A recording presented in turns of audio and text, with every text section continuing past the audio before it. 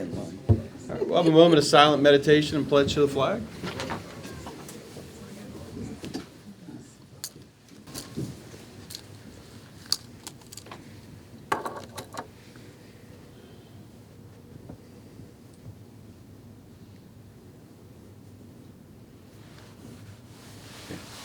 I pledge allegiance to the flag of the United States of America and to the republic for which it stands, one nation, under God, indivisible, with liberty and justice for all.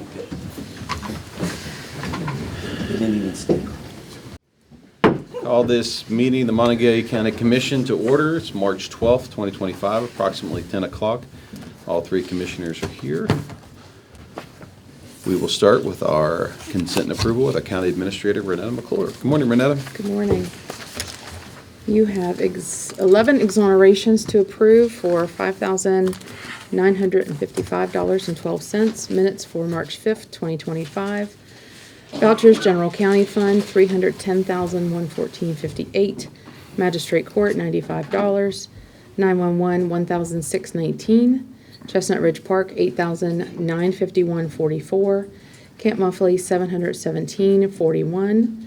Mason-Dixon Park, $1,073.74. Mon County Center, $5,114.58. Assessor's valuation, $20,433.74.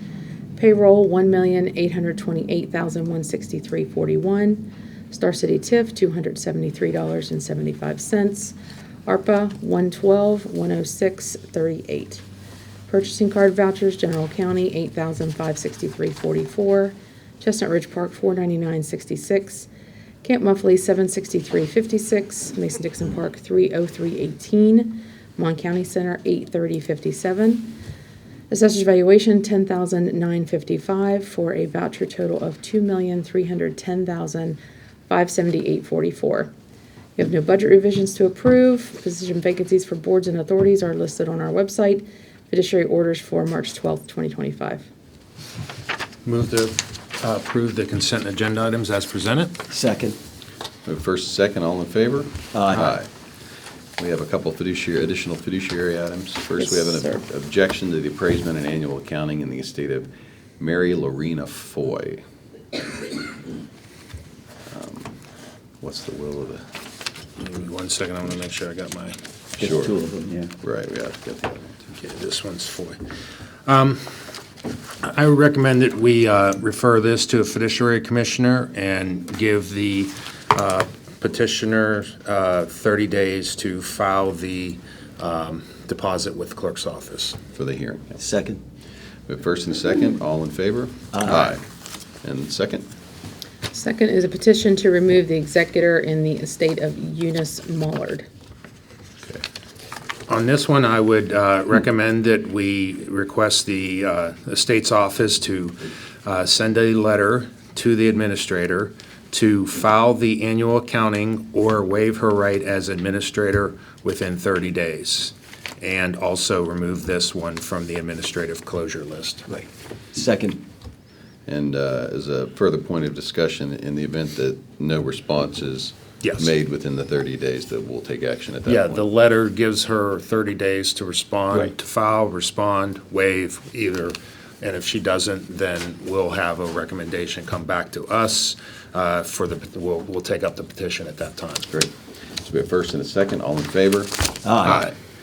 Moving on, introduction of new employees, personnel changes, Mason-Dixon Historical Park. We have one here.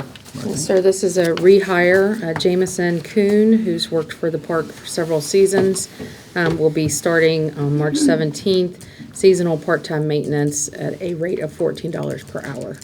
Move that we approve the personnel as presented. Second. We have first and a second, all in favor? Aye.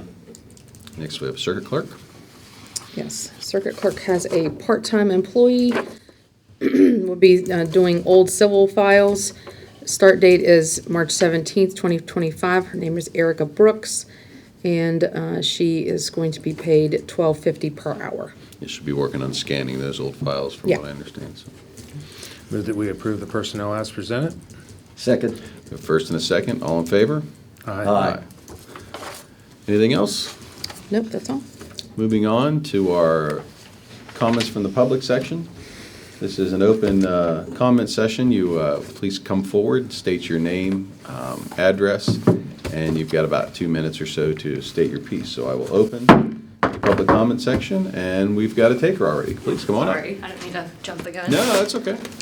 Good Morning. morning, Commissioners. Morning. I'm Lindsay Jacobs. I live here in the city of Morgantown.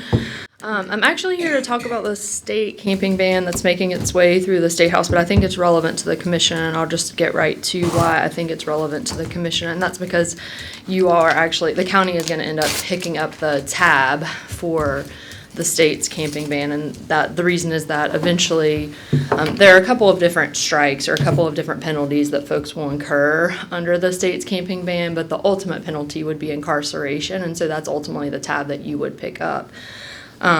We consulted with the West Virginia Center on Budget and Policy has a policy analyst named Sarah Whitaker, great attorney. She was formerly a public defender in the Kanawha County office.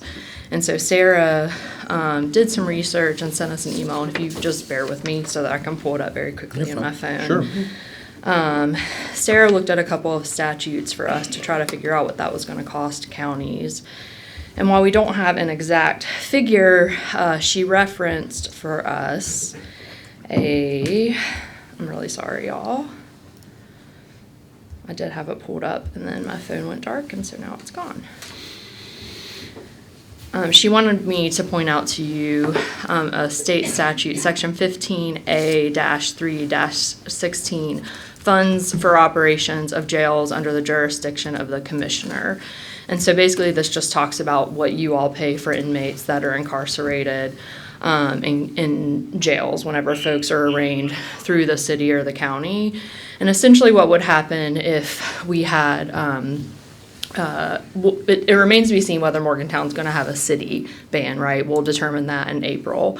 If the city doesn't have a camping ban come April, then you all would pay for all of the jail costs for somebody who ends up being incarcerated under the state's camping ban. If the city ends up having a camping ban once we have that election, the city would pay for the first 5 days of that incarceration, but then you are going to pick up the tab for any amount of incarceration that happens after those first 5 days. So at the end of the day, you're going to be paying for us to incarcerate homeless individuals in town. And we're definitely going to be incarcerating homeless individuals, and I know that because I'm on an email thread because of my role at Mountain State Justice with Dr. Thompson, who runs the shelter up at Grace Shelter, and we just got an email from her this week that said, they're closing down the warming shelter, and she said, do not send folks up here to us because our shelter is full. You need to get folks ready for rough sleeping. So she talked about needing to get folks tents, sleeping bags, things like that, because the shelter is full, and that's regularly the case. So we know that we're going to have folks that are sleeping outside because we don't have places for them to go. I know that often the refrain is that there are beds, that there are places for folks to go to rehab and things like that, but the reality is that a lot of folks that are sleeping outside that are rough sleeping aren't people with use disorder. They aren't folks that use drugs. They're just people who are homeless. They don't have somewhere to sleep. So we just wanted to bring to your attention the fact that the county is going to incur costs when the state's, when and if the state's camping ban goes into place. So I'd love to just offer to connect you with Sarah Whitaker if you have more questions or any curiosity about what this is ultimately going to cost the county as a county taxpayer. I don't want us spending money on this. I'd love for you all to continue spending money on the services in the way that you're already spending money on them, not on incarceration. I don't think that that's a good use of taxpayer money. So anyway, I appreciate you letting me talk to you about this concern that I have about the state's ban. Appreciate thank you. Thank you. Thank you very much.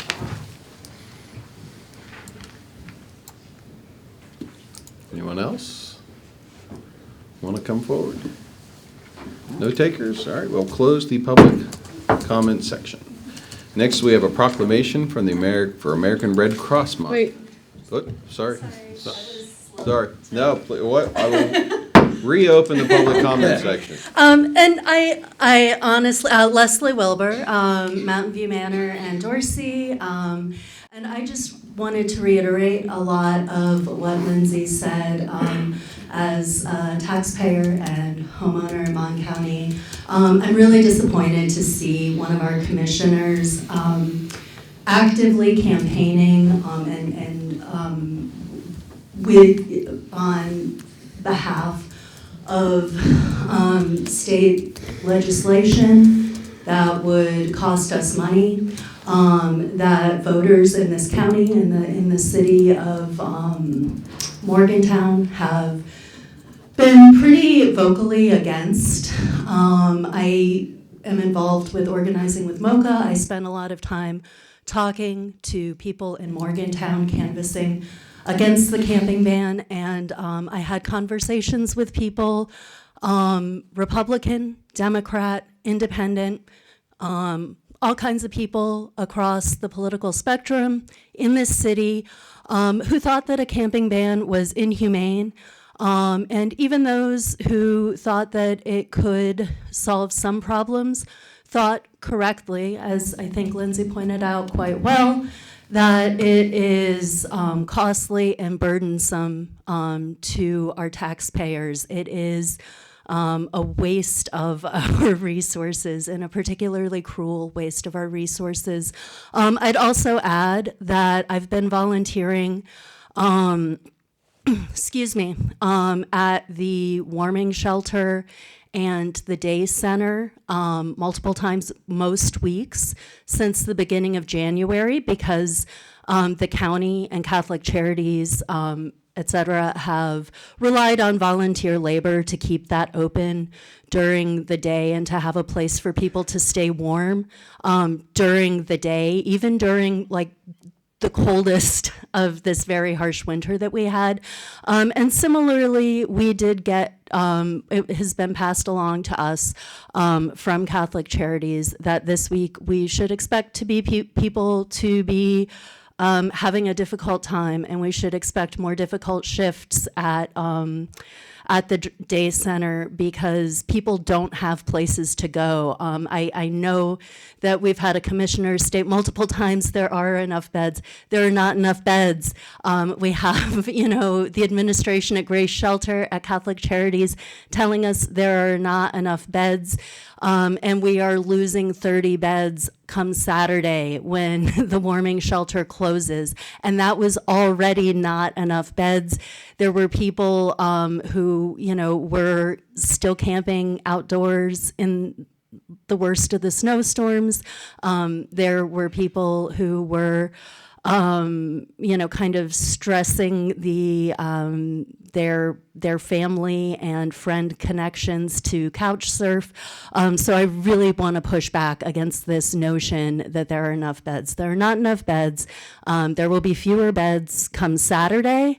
And I think that having somebody who ostensibly represents this county pushing for something that's going to cost us a lot of money and just be extremely cruel disgusts me. So thank you. Thank you.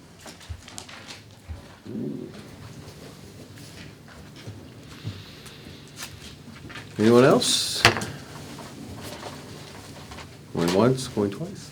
All right, close the public comments. Now we have a proclamation for American Red Cross Month.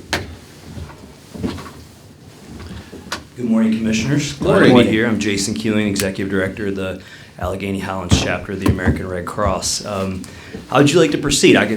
We have the proclamation. Just read the proclamation if you'd like. And then I'll make some updates on our service delivery over the last year. My colleague, Miley Stewart, is going to join me and read the proclamation. Great. Good morning. Good morning.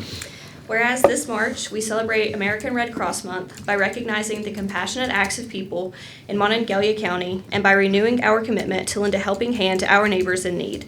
Since Clara Barton founded the American Red Cross more than 140 years ago, generation after generation has stepped up to deliver relief and care across our country and around the world, bringing out the best of humanity in times of crisis. Advancing this noble mission, the volunteers, blood donors, and supporters who now give back through the Allegheny Highlands chapter remain unwavering in their commitment to prevent and alleviate human suffering in the face of today's emergencies. And whereas, during 2024 in Monongalia County, the American Red Cross assisted in 45 households impacted by disaster, installed 670 free smoke alarms, collected almost 3,800 units of blood, at 154 blood drives, provided life-saving training to over 1,500 people, and supported military members, veterans, and their families with 83 case services.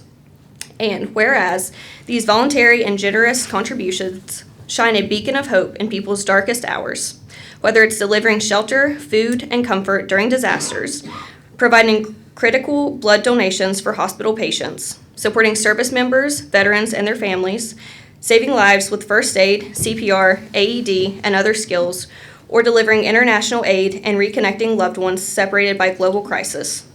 And whereas this work to uplift our community is made possible by those who answer the call to help, whenever and wherever it's needed. We hereby acknowledge this month of March 2025 in honor of their remarkable service and ask others to join in their commitment to care for one another. Now, therefore, in recognition of the important work done by the American Red Cross, the Monongalia County Commission does hereby proclaim the month of March as American Red Cross Month, in honor of all those who lead with their hearts to serve people in need, and we ask everyone to join in this commitment to strengthen our community. March 12th, 2025. Thank you. Thank you. Have a motion? Thank you, Miley, and thanks again to the Commission for annually recognizing this month of Red Cross Month, as many public bodies do across the country, from the national to the local level. I want to introduce some of my other colleagues. Miley supports operations. With her is Christy Hahn, also supporting our operations. Ashley Horbaczewski is a fundraiser for us. Ryan Edsel here supports hospital services. Julie Allum is a volunteer recruiter for us. And last but not least is a chapter board member for the last 5 years, Dr. Chris Pline. So appreciate all of these team members and what they bring to support the mission. You heard Miley mention several service delivery numbers. I might reiterate a couple of those and just elaborate a bit. So yeah, last year we were really proud in this county. One of the largest contributors to the amount of blood that we collect in our region of the Red Cross, which includes the entire state of West Virginia, at almost 3,800 units of blood. And I want to mention, we have a blood drive here in the county every Friday at our office on Pineview Drive. So to the public members that are interested in scheduling, you can come there any Friday virtually. But also there are multiple others available. Some examples of those at the Health Science Center on March 13th, at Suncrest United Methodist on March 17th, at the WU Student Rec Center on March 18th, at the Peak Health Aquatic Center on March 25th. And I do want to note, because Mayor Lewis is here, last year actually I met Mayor Lewis after our presentation here, and she said, we'd like to become more involved with the Red Cross mission, and we've actually hosted multiple drives now at Granville Social Hall, and I believe we have one coming up in April. So thank you, Mayor Lewis, for your support.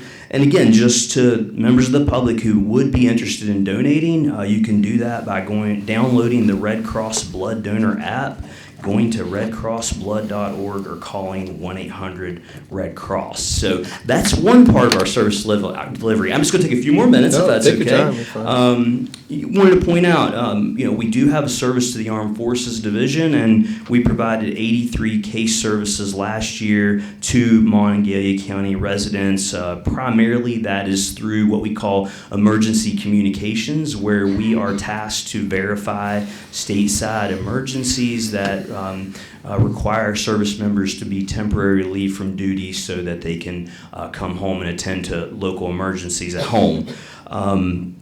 Our disaster cycle services team last year assisted 45 households in this county with recovery services in the aftermath of a disaster.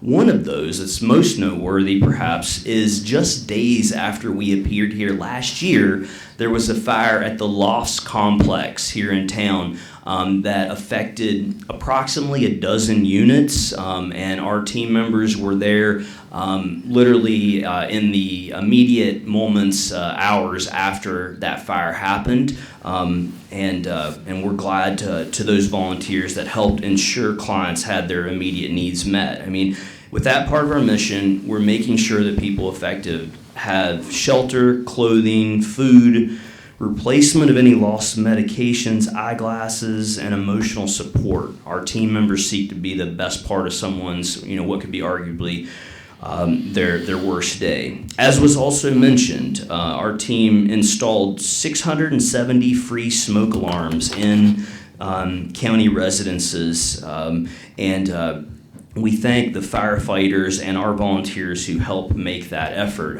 In fact, in November, we had a special rally day. The multiple municipalities, including Granville, supported us in that effort. And again, we're just glad to help make homes safer. And then lastly, in terms of service delivery, we were glad to provide CPR and first aid course completions to over 1,300 individuals in the county so that they are prepared in the event of a medical emergency.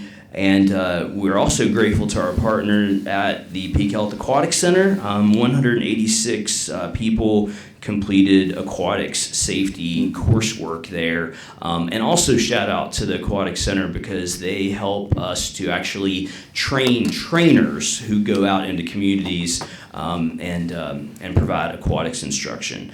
Lastly, thank you to the Commission for your monetary support last year. Your $5,000 grant to us helped secure a fleet vehicle that is supporting our biomedical collection, so thank you for that. And then last year you also provided $2,000 to support our disaster cycle services program, so appreciate that. And we do have a couple of initiatives we put in for this year, and I can talk more about that if you'd like, but I'll just say that has been submitted, and we appreciate your consideration. So that's all from me. I'll answer any questions that I can, and we'd like to get a photo with you real quick before we depart. Yeah, of course. Sure. To make this official, I need to move that we approve the proclamation as presented. Second. A first and a second, all in favor? Aye. Aye. I certainly appreciate all you do, and I think I even mentioned it last year. I really, the app makes things so easy. And it also, the way, like now, I don't know is it 8 or 9 weeks that you can give, but every time I do give, I get a notification when the blood is used, which is, you can see the impact that your gift gives, and I think that helps. So I really appreciate everything that your organization has done with the app. It's really fantastic. When you're talking about different locations, again, the county's always willing to be a partner. You guys utilize the Aquatic and Track Center. We're obviously a huge partner in that. We have our own building that's right in the middle of Milan Park. That's also, if you ever need a location, that's a community building. It's meant for community outreach, things like what you do. So we're always willing to be a partner in those endeavors. So you won't know unless you don't ask. Yeah, thank you, Commissioner. And I'll just call attention back to that blood donor app and the fact that once someone does donate, there are advantages. You get health history information regarding certain aspect of your vitals. And actually, for approximately the next month, we're actually doing A1C testing, which can help to identify if one has essentially prediabetes. So that's another advantage to donating again during this time period. But yeah, we're glad to be able to have that technology and try to make it as easy as possible on donors to schedule and actually make a donation. People think it takes a long time, but the way you do the pre-certif, you can actually look on your app and go through all those questions before you ever get there, and you swipe in 10, 15 minutes, a couple more minutes if you need to rest before you leave. So it's really not that much of a block of people's time. So again, you've really made it super efficient. Thank you very much. You could be a volunteer spokesperson for us if you'd like. We can talk later about that. Well, great. So you want a picture? Yeah, thank you very much. Sure.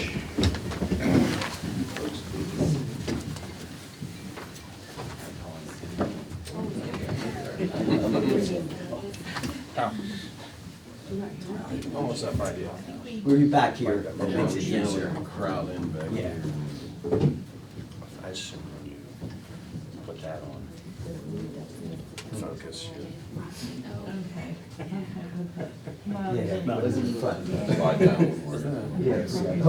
You're fine. As long as she can get us in the screen.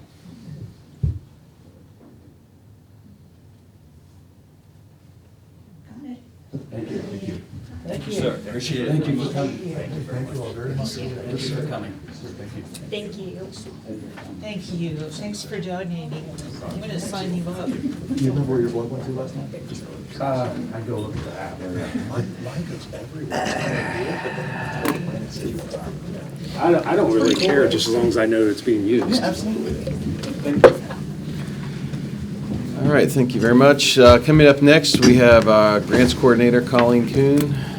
Nothing today? Okay, moving on. Correspondence. Receipt of draft fiscal year 2024 audit. Pretty self-explanatory. Pretty much, it's in the file. You need it. There is, No significant findings. no, there's no findings, Great. thankfully. Moving on, no unfinished business. On to new business.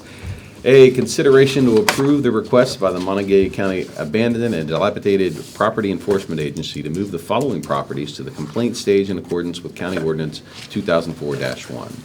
We have District 18, Map 8, Parcel 8, 3376 Stewartstown Road, and District 8, Map 15, Parcel 10, 5172 Earl Core Road. Move that we approve the request as presented. Second. First and a second, any comments? Discussion? No?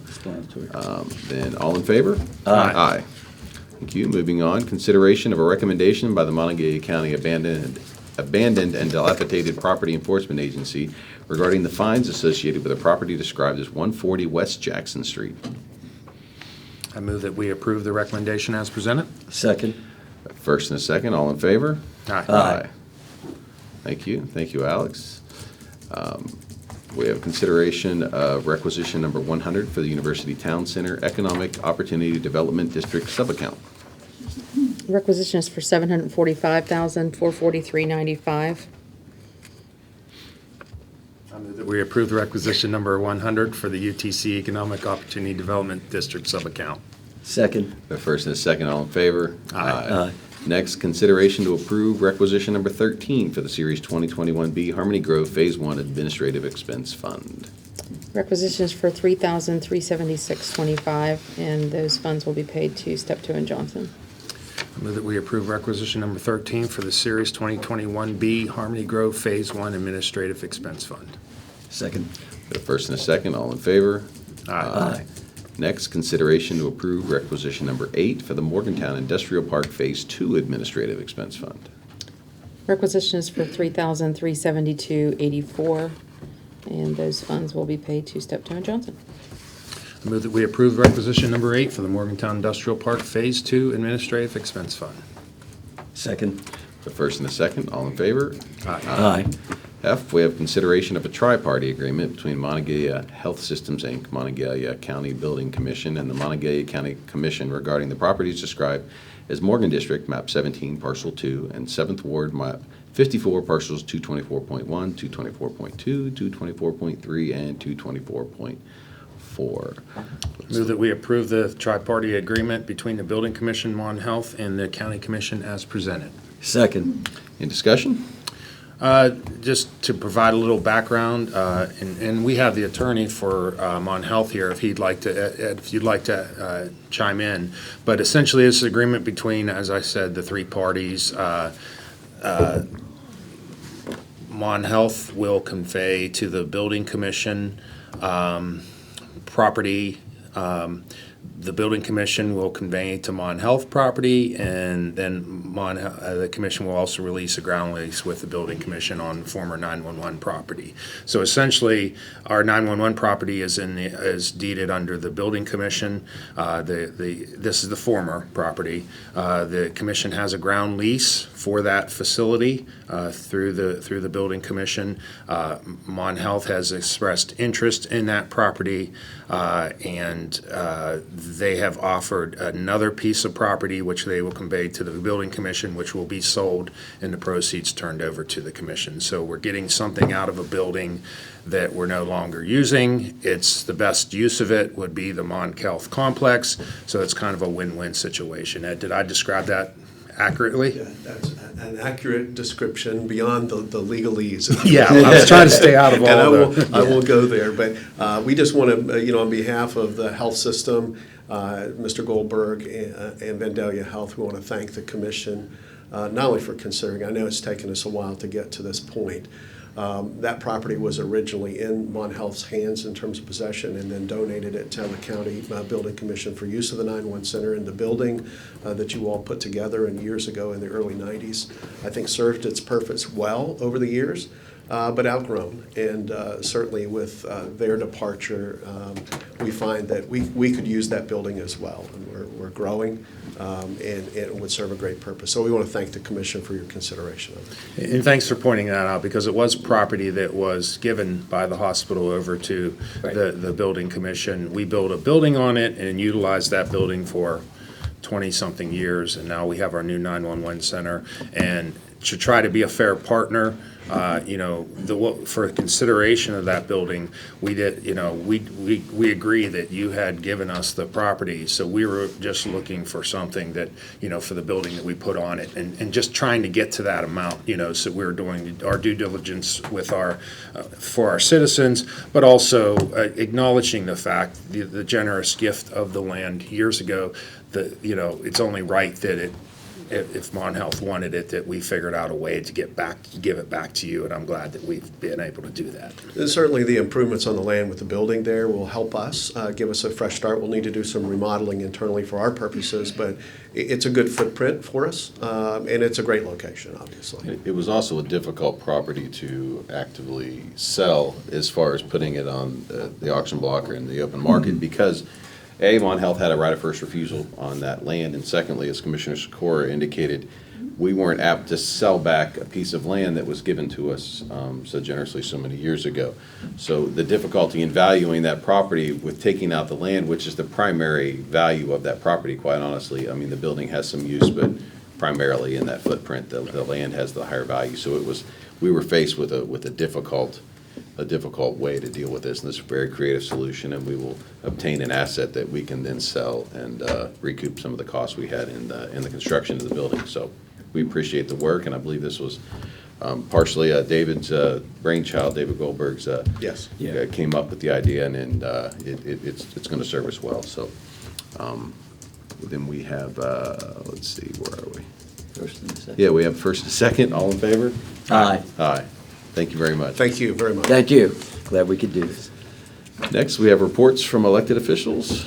Mayor Lewis? The only one I see, so. Good morning. Good morning. Well, by now, everybody knows our traffic signals are up and working. Yes. Our police departments reported that speed on Town Center Drive has slowed down, so that's a good thing. And our engineer's just going through a final punch list with the contractor, so it should be wrapped up, I would say, within the next couple of weeks. Everything, the markings on the pavement and all. Awesome. So. Thank you very much for all your work on that, Mayor Lewis. It's funny because after all the complaints I received for the accidents and the speeding, and the first complaint I got now is, now we have too many stoplights up there. And it took me too long to get up the hill. But I did note that when the particular person complained to me, it was right after the WVU baseball game got out. So I said, well, it's going to be a little longer. But anyway. And part of that is, I mean, it'll be an iterative process to really evaluate and make sure that they keep addressing, the frequency of the lighting and the signalization. So it just doesn't, hey, the lights are on, we're done. That's part of, those things are all constantly being looked at to make tweaks, because, the engineering versus real life, when cars are going through that, there'll be some changes that I'm sure that will occur. But it's a net benefit. I mean, if we can save one accident, it's been worth it, so. Great. I saw someone else standing up. Oh, I didn't see you back there, Kelly. Good morning, Commissioners. Good morning. On behalf of Sheriff Forbes, I just want to take this moment to let you know that it was brought to our attention that the Visa debit program is no longer available. So on credit card payments or debit card payments, anytime you used a debit card, there was a flat fee of $3.95. Well, Visa has since pulled that program, so it's no longer available. So we just wanted to make you and the public aware that that is not an option. So right now, using a debit card, it is a 1.5% fee with a minimum of $3.95, and then a credit card fee is still the 2.25 with a minimum of $1.50. Okay, great. I just Thank you very much. Appreciate the Did you get update. that, Ben? I have to make sure that Ben got that too for the paper. Thank you. Thanks, Kelly. Our Chief Tax Deputy Kelly Palmer. Let's see. No one else? All right, reports from county commissioners. It would be Sean this week. I have a short report because I took a little extra time off last week. This week is a busy, the next couple weeks are very busy for the commission. Yesterday, we had a half day of reviewing our grant proposals, and that went fairly smoothly.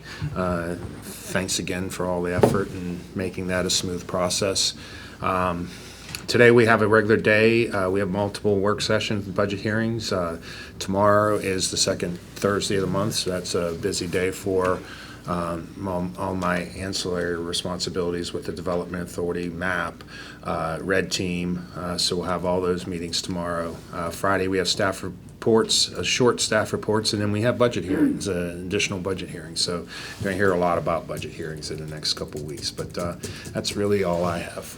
Tom? Yeah, first I want to thank Joe Purnell with Westover with WVU DOH. I met with him about 7 days ago. The asphalt plants opened up, and as people know, they can see that Holland Avenue potholes. I asked him Fairmont Avenue. They did a great job over there. I know they're working on 705, Route 100, and the road. I don't know the name of the road that goes by Sheets. Finally got paved over there. I don't know the name of that road over there, but that is finally getting completed. Second, let's see, we had a follow-up meeting that was Commissioner Tenney, Commissioner Queen. what's Agnes's last Queen. name? Queen, Commissioner Queen. A follow-up after meeting with Jonathan Board. We did come up with an email that we sent to all 72 governmental bodies in Region 4. What we tried to explain was emphasizing the need for and importance of more local input into the distribution of the $1 billion controlled by the First Foundation Board. We also were pushing hard to keep the 16 members that we have chosen for our regional review committee. So we're going to follow up with that. We believe there's a meeting coming up with the First Foundation Board, and that will be brought up. And that's all I have. Okay. Just as Commissioner Skora said, we had our grant discussion yesterday. We have budget hearings all the next couple weeks, so we'll be pretty busy. I don't really have anything else. So with that, Move that we adjourn. Second. we are adjourned.